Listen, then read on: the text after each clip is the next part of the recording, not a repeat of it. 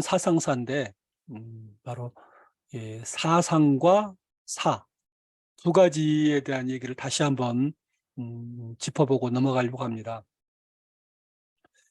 이 이제 사상, 어떤 판단의 기준이고 사는 어떤 사례이고 경험이죠. 이 두 가지 어떤 판단을 할 것이며 그렇게 판단해서 성공한 경우와 실패한 경우 등을 그 케이스, 사례를 연구하는 것은 이른바 사대부라고 표현되었던 사는 학자, 책 읽는 사람, 대부는 일하는 사람, 관직자. 그래서 평상시에는 책을 읽는 학자에다가 그 자리를 맡게 되면 하나의 관료로서 일을 하게 된 것을 우리가 사대부라고 하였는데요. 이 사대부들의 가장 중요한 학습 화두가 바로 어떤 이 판단의 기준, 철학과 그 다음에 역사 속의 사례였습니다. 지난번에 살펴보았던 이 사마천이라는 사람이 사기라는 책을 쓰고 맨 끝에 자서, 스스로 자기가 쓰는 말, 세사공은 자기 호거든요. 사마천에 자기 호를 들여서 나는 이러저러한 취지로 이 책을 썼다라고 하는 대목이 있었습니다. 두 가지였습니다. 왜 책을 읽어야 되는가? 첫 번째가 일상적인 일을 처리할 때 옳은 방법, 판단의 기준인데요. 뭐 한자를 보면 경사란 것은 어떤 정상적인 큰 일이 없는 일상적인 일입니다.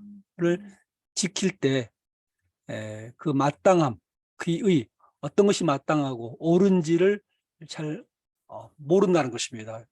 이 역사와 어떤 이 철학을 모르면. 그래서 일을 처리할 때 바른 판단 내리는 경서, 어떤 경전에 중요한 초점이 있고, 또 하나는 어떤 사태가 변화되는, 여기 보면 이제 변사라고 되어 있는데 변화된 사태를 마주쳤을 때 부지기권, 이제 이 기의하고 기권이 대조가 되는데요.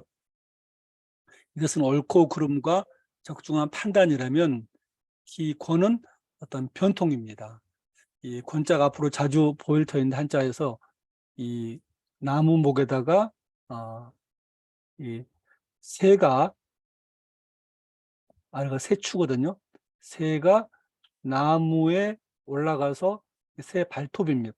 새 발입니다. 발로 이렇게 딱 앉아 있는 모습을 권이라고 그래요. 그래서 이것은 저울 때, 우리가 저울 때를 할 때 어느 쪽이 너무 무거우면 안쪽으로 당겨서 균형을 맞춰주고 가벼우면 바깥으로 늘어주고 하지 않습니까? 그래서 이쪽의 무게에 따라서 좌우로 움직여주는 것, 이게 저울 때 권이라고 그러는데요. 바로 새가 나무 위에 앉아서 바람이 불면 바람이 부는 방향대로 살짝 기울여주고 또 다시 올라가고 좌우로 균형을 잡아가면서 떨어지지 않는 것을 이제 권이라고 그래요. 권형이라는 것은 이렇게 잘 저울 때처럼 균형을 잡는 것인데 바로 그런 점에서 권이라고도 말하고 한편으로 칼자루를 뜻하기도 합니다. 그래서 이 권이란 것은 위기 상황이 됐는데 평상시처럼 올바른 것만, 원칙만 고집하면 전혀 더 일을 망치기 때문에 그 변화, 위기 상황에서는 이 변통, 저울 때처럼 나무 위에 올라가 있는 새처럼 균형을 잡아가는 게 중요하다라는 게 바로 사마천의 얘기입니다. 한마디로 경서의 학습이란 것은 평상시에 이 일을 처리할 때 바른 판단을 내리는 기준을 잡고 또 역사, 위기 속에서 역사란 것은 경서와 역사인데요. 이를 변통하는 능력 두 가지를 다 배울 수 있기 때문에 경과사를 함께 공부해야 된다라고 말했습니다. 그래서 옛날에 할 때는 항상 경경위사 이런 말 들었습니다. 좀 낯선 용어일 텐데요. 이제 경으로서 날줄을 삼고, 이게 우리가 경도, 위도 그런 것처럼 경은 세로이고 위도는 가로로 하는 거죠. 그래서 딱 경으로 이제 옳고 그름을 정확하게 판단하게 하는, 예, 경서학습을 하고, 세로로서 이제 우리가 뭐 이 어떤 그물이라든가 옷감을 찌할 때 세로 날줄을 세우고 계속 시줄을 넣어서 옷감을 만들고 무늬를 만든 것처럼 경과 사를 함께 공부하는 게 아주 중요하고 전통시대 사람들의 가장 큰 학습법이었다.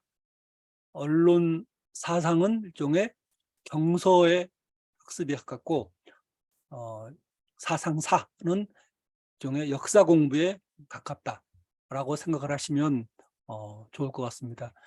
아직 좀 생소한 용어들이기 때문에 지금 낯설지만 좀 지나면 반복되는 그런 공부가 되면서 익숙해질 것입니다.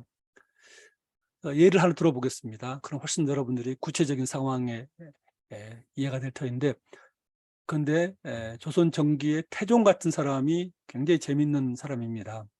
태종은 우리가 흔히 뭐 정말 외척 제거하는 그런 무지막지한 군주로만 이해하는데, 태종은 너무나 매력적이고 배울 점이 많은 사람입니다. 고려 말의 그 혼돈의 시기에 새로운 나라를 세우겠다는 비전을 세우고 인재를 모아서 그 방향을 실행한 사람이죠. 근데 그가 이제 어려서 그가 이제 어떤 사람이었길래 그렇게 사람을 보는 눈과 시대의 흐름, 원나라가 망하고 명나라가 신흥 패권국으로 올라가 있구나 라고 알았는가에 대해서 이렇게 말하고 있습니다. 태종은 젊어서 세상을 구제하려는 뜻이 있었다는 것입니다. 그래서 자기 마음을 경전과 역사, 다시 보면 또 나왔습니다. 경과 사, 경전과 역사에 마음을 탁 머물러 두고, 우리가 유자가 유학 간다 할 때 유학 아닙니까? 마음을 머물러 두고 열심히 공부했다는 얘기죠. 경과사에. 왜냐하면 어려서 경세지지 세상을 구제하리라 라는 큰 뜻을 품고, 그러니까 세상을 구제하는 어떤 그런 뜻이 있는 사람은 공부할 거가 두 가지다. 아까 날줄에 해당하는 경, 그 다음에 시줄에 해당하는 사, 두 가지가 태종이 그래서 훌륭한 지도자가 되었다라는 게 당시 사람들의 평가이고요. 태종 말을 들어봐도 이렇게 말합니다. 자기가 왕위에 오른 뒤에도 계속 귀 밑 털과 머리털이 흰머리가 되고 흐트러지는 나이가 되었지만 아직도 아침 저녁으로 조금도 게을리하지 않고 꾸준히 글을 읽고 있다라고 이제 얘기를 합니다. 이제 한자로 보면 꾸준하게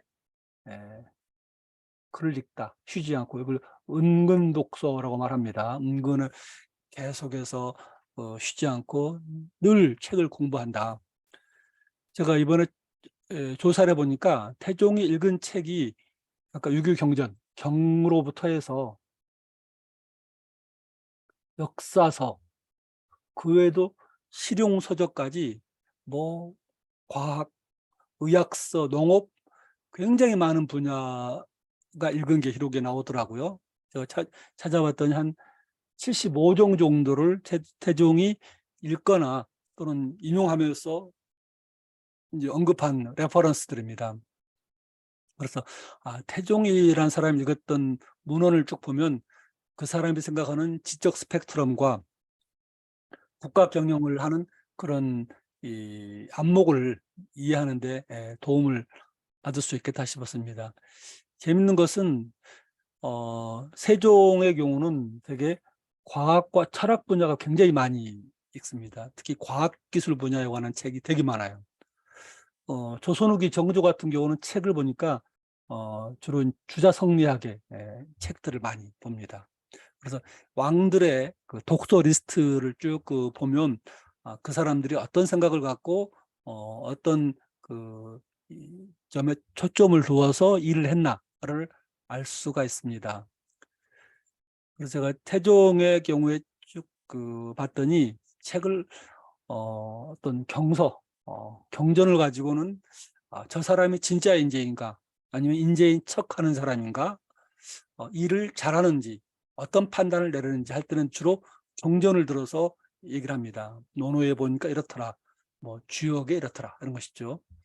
그리고 또한 자기 언행을, 자기 하는 말과 행동을 정당화할 때도 이 역사에서 과거의 당태종은 이렇고 또 합니다. 그러니까 똑같은 말 하더라도 사람들이 많이 보았던 고전의 대목을 들어서 정당화하고 또 상대방을 설득하는 데 책을 씁니다. 예를 들면 이제 세자 시절에, 당시는 이제 정종이 왕이 되고 자기는 세자였는데 사병혁파를 하지 않습니까? 유명한. 그때 이제 송나라 진덕수가 쓴 대학연이라는 책을 딱 들어서 옛날 송나라 황제가 처음에 어떻게 사병을 혁파할 때 이렇게 설득했다라고 얘기합니다. 그러니까 자기가 사병을 혁파해야 된다는 말을 하는 대신에 고전의 사례를 들어서 말하는 거죠. 그 다음에 왕이 오른 뒤에도 외척을 제거해야 된다. 외척이 위험하다. 정치에 개입하면 궁궐 여성들은 함부로 이렇게 이 사사롭게 어떤 정치에 압력을 넣어서는 안 된다 할 때도 역시 대학연이라는 책을 인용을 합니다.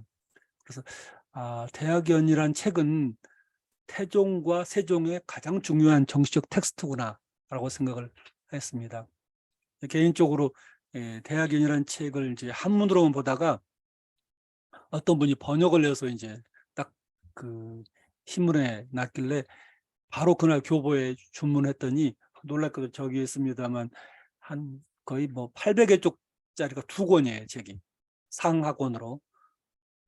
근데 그날 제가 오후에 그 책을 받아가지고 정말 새벽까지 꼬박 다 읽었습니다. 그래서 딱 이 책을 읽고 나서 든 느낌은, 첫 번째 느낌이, 야, 세종의 어록, 세종실록에 나오는 세종의 말의 대부분이 전거가 여기에 있구나 라는 생각이 들었고, 또 하나는 정말 이런 책을 써야지 시대를 초월해서 사람들에게 인용되는구나, 명저구나 라고 하는 생각을 하였습니다. 어쨌든 그 책이 태종이나 세종한테 가장 많이 인용되는 그런 고전이었습니다. 태종 얘기 다음에 세종 얘기 좀만 더 해보면요, 세종도 이렇게 말합니다. 경서, 아까 계속 경사가 나오는데 경서를 깊이 연구하는 이유가 뭐냐? 실용하기 위한 것이다. 실제로 쓰기 위한 것이다. 내가 책을 보니 경전, 경과, 역사를 연구해 보면 나라 다스리는 이치가 정말 이 손바닥 뒤집는 것처럼 쉬운데 왜 이렇게 현실은 잘 책과 다른지 모르겠다. 이론과 실제가 너무 다르지 않느냐, 이렇게 얘기합니다. 제가 한문을 가끔 하면서 하나하나 그때 소개해 드릴 터인데요. 이해가 안 되면 그냥 넘어가시고 참조가 되면 그렇게 원문이 쓰여 있구나라고 이해하시면 좋겠습니다. 첫 번째가 경서를 깊이 연구한다. 그래서 이제 궁자가 우리 궁리하다 이 말이죠. 경서를 궁리해 보면 바로 쓰임에 이르기 위한 것이다. 그래서 자기가 궁남경사, 경과 사를 깊이 읽고 또 두루 살펴보니, 남하니, 그러면 지도, 다스리는 도가 정말 쉬워 보인다. 그런데 반이 이제 손바닥을 뒤졌다 이 말입니다. 위국이란 것이 손바닥 뒤는 것처럼 쉬워 보이는데 왜 이렇게 현실과 안 맞느냐, 책하고, 이렇게 얘기를 하고 있습니다. 그렇잖아요. 태종과 세종한테 일종의 경과 사는 지식 경영, 나레지 매니지먼트의 좋은 하나의 도구였구나 생각이 들었습니다. 지식 경영은 좀 많이 들어보셨겠습니다만 정리하자면, 우선 첫 번째는 정확한 정보와 지식을 활용해서 베스트, 최상의 결정을 내리는 것입니다. 첫 번째가 정보를 잘 활용하는 것이고, 두 번째는 최종 결정을 내렸습니다. 정확한 정보하고 지식을 활용해서 그렇게 결정이 내려서 방침과 내용이 됐을 때 구성원들이 그 결정이 권위 있는 것이구나. 그냥 대충 한 게 아니고 굉장히 중요한 정보와 자료를 활용해서 내려진 것이고, 그 다음에 이게 거스를 수 없겠구나. 이게 가야 되는구나. 라고 하는 게 바로 지식경영이라고 데피니션을 할 수 있겠습니다. 바로 세종이나 태종 어떤 전통적인 지도자들이 나라 다스리고 어떤 결정할 때 책을, 경과사를 활용한 것도 바로 그런 점에서 이 지식경영의 한 측면으로 이해할 수 있겠다라고 생각합니다. 하나만 더, 세종의 학습법, 세종은 어떻게 그런 공부를 했나라는 부분을 보면 이렇게 말합니다. 경서, 아까 여기 또 계속 나오면 경과, 사기, 역사는 체와 용이다. 본체와 응용이다. 라고 말도 하고요. 그 다음에 어느 쪽을 하나를 버릴 수 없다. 근데 요즘 배우는 사람들이, 공부하는 사람들이, 금학자 배우는 사람들이 정서를 궁구하는 데는 열심히 하는데 견어, 궁경, 떠나왔죠. 경서를 궁리한 것은 잘 열심히 한다. 그런데 부독, 사학, 역사를 공부하지 않는다. 재밌는 표현입니다. 고전, 논어 등등 주역은 하는데 뭐 사마천 사기라든가 그런 역사를 공부하지 않는데, 세종이 볼 때 역사 공부가 안 되면 어떤 구체적인 일을 약간 실용하는 것이 이제 어려워진다라고 말합니다. 그래서 이제 두 가지를 지적하는데, 역사 공부하는 사람들이 첫 번째가 역사를 공부하지 않는다라는 것이고요. 그러다 보니까 이제 왜냐하면 과거 시험 볼 때 사주상경에 나오니까 이것은 달달 외우는데 역사 속 사례, 케이스 스터디를 못한다라고 말합니다. 이 비슷한 게, 그랬을 때 어떤 문제가 생기는가를 보여주는 사례가 있습니다. 세종이 왕이 된 그 다음에 태종은 창덕궁의 이제 동쪽에 있는 지금 창경궁 자리인데 거기에다가 새로운 궁을 하나 짓습니다. 궁궐을 어떤 이름을 지을까라고 했더니 신하들이 수강궁이 좋겠습니다라고 얘기를 해요. 지금도 우리 뭐 어디 중요한 신도시를 만들거나 중요한 건물을 지으면 이름 짓는 게 굉장히, 지난번에 대통령실도 안에 논란이 됐습니다만, 그렇게 태종이 이제 묻자 신하들은 수강궁이 좋겠습니다. 서경이란 책, 경전이죠. 여기 보면 장수한다 할 때 수가 있고, 또 강령, 몸이 편하고 몸이 건강하고 마음이 편안한 할 때 몸이 건강한 것입니다. 그래서 수하고 오래 사시면서 몸이 건강하십시오. 건강하게 오래오래 사십시오. 라는 뜻으로 수강궁이라 했습니다. 라고 했더니 태종이 하는 말이,